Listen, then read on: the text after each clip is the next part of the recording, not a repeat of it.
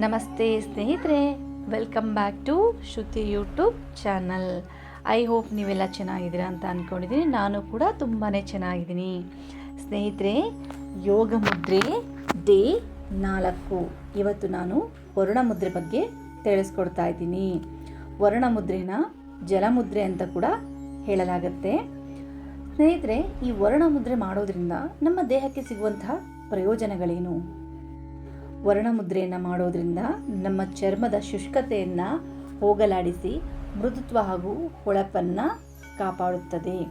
ನಮ್ಮ ದೇಹದಲ್ಲಿರುವ ನೀರಿನ ಅಂಶದ ಕೊರತೆಯನ್ನು ಕಡಿಮೆ ಮಾಡಿ ದ್ರವಾಂಶವನ್ನು ಹೆಚ್ಚಿಸುತ್ತದೆ.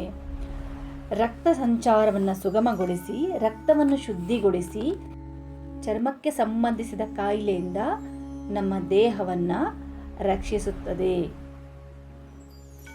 ಸಂಧಿವಾತ, ಕೀಲು ನೋವು, ಸೆಳೆತವನ್ನು ಕಡಿಮೆ ಮಾಡಲು ಕೂಡ ಇದು ಸಹಾಯ ಮಾಡುತ್ತದೆ.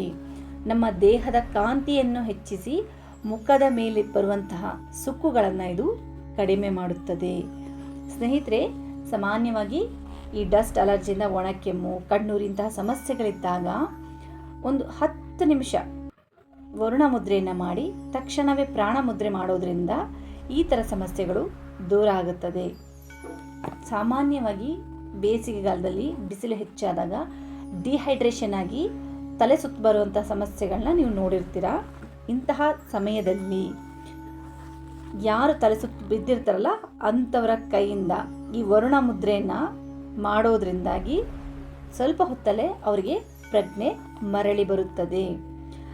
ಹೆಚ್ಚು ಬಿಸಿಲಿದ್ದಾಗ, ಹೆಚ್ಚು ಜನಸಂದಣಿ ಸೇರಿಕೊಂಡಾಗ ತುಂಬಾ ಬಾಯಾರಿಕೆ ಆಗ್ತಿದೆ, ನಮ್ಮ ದೇಹ ಡಿಹೈಡ್ರೇಷನ್ ಆಗ್ತಾ ಇದೆ, ತುಂಬ ತಲೆ ಸುತ್ತ ಬಂದಂಗೆ ಆಗ್ತಿದೆ, ಆ ಥರ ಅನ್ನಿಸ್ದಾಗ ಒಂದು 10 ನಿಮಿಷ ನೀವು ಈ ವರುಣ ಮುದ್ರೆ ಮಾಡೋದ್ರಿಂದಾಗಿ ಈ ಎಲ್ಲ ಸಮಸ್ಯೆಗಳಿಂದ ತಕ್ಷಣ ಪರಿಹಾರ ಸಿಗುತ್ತೆ. ಗಂಟಲು ಒಣಗಿ ಒಣಕೆಂಬರೋದು, ಬಾಯಾರಿಕೆ ಆಗೋದು, ಈ ಎಲ್ಲ ಸಮಸ್ಯೆಗಳು ಈ ವರುಣ ಮುದ್ರೆಯಿಂದ ದೂರ ಆಗುತ್ತದೆ. ಸ್ನೇಹಿತರೆ, ಆಸ್ತಮದಂತಹ ಸಮಸ್ಯೆ ಇರೋರು, ಗಂಟಲ್ಲಿ ಹೆಚ್ಚಾಗಿ ಕಫ ಕಟ್ಟುತ್ತೆ ಅನ್ನೋರು, ಉಸಿರಾಟದ ತೊಂದರೆ ಇರೋರು ಈ ಮುದ್ರೆನ ಹೆಚ್ಚು ಹೊತ್ತು ಅಭ್ಯಾಸ ಮಾಡಬೇಡಿ. ಒಂದು 10 ನಿಮಿಷ ಅಭ್ಯಾಸ ಮಾಡಿ ಸಾಕು. ಸ್ನೇಹಿತರೆ, ನನ್ನ ಈ ವಿಡಿಯೋ ನಿಮಗೆ ಇಷ್ಟ ಆಗಿದ್ದರೆ, ಈ ವಿಡಿಯೋ ನಿಮಗೆ ಉಪಯುಕ್ತಕರವಾಗಿದ್ದರೆ ದಯವಿಟ್ಟು ಒಂದು ಲೈಕ್ ಮಾಡಿ ನಿಮ್ಮ ಸ್ನೇಹಿತರೊಂದಿಗೆ ಹಂಚಿಕೊಳ್ಳಿ. ಇಂತಹ ಇನ್ನಷ್ಟು ಯೋಗ ಮುದ್ರೆಗಳ ಮಾಹಿತಿಗಾಗಿ ನಮ್ಮ ಚಾನಲನ್ನು ಸಬ್ಸ್ಕ್ರೈಬ್ ಮಾಡೋದನ್ನು ಮರಿಬೇಡಿ.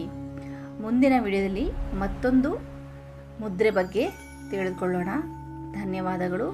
ಎಲ್ಲರೂ ಖುಷಿಯಾಗಿರಿ. ಎಲ್ಲರ ಮೇಲೆ ರಾಯರ ಅನುಗ್ರಹ ಇರಲಿ ಅಂತ ಹೇಳ್ತಾ ಇವತ್ತಿನ ಈ ವಿಡಿಯೋನ ಮುಗಿಸ್ತಾ ಇದ್ದೀನಿ. ನಮಸ್ಕಾರ.